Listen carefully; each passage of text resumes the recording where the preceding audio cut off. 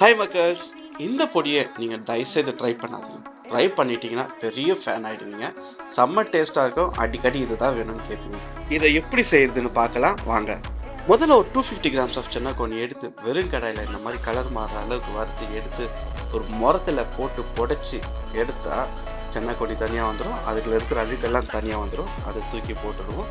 இது சென்னாக்கோனி எடுத்து தனியாக வச்சுக்குவோம். அதுக்கப்புறம் ஒரு வெறும் கடாயில் 10 பல்லு பூண்டை போட்டு அது கூட ஒரு 50 கிராம் உளுந்தை போட்டு பிரட்டி எடுத்து அதுக்கப்புறம் ஒரு 10லேருந்து 12 காஞ்ச மிளகா போட்டு உங்கள் காரத்துக்கு ஏற்ற மாதிரி போட்டுக்கோங்க.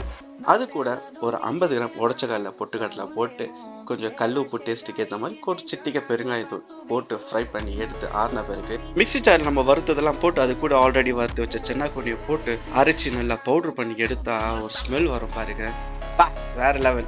இந்த பொடியை நல்லெண்ணெயில் ஊற்றி சாப்பாடோட சாப்பிட்டு பாருங்களேன். இட்லி தோசையிலும் சாப்பிடலாம். சாப்பிட்டு பார்த்து தான் சொல்லுங்களேன்.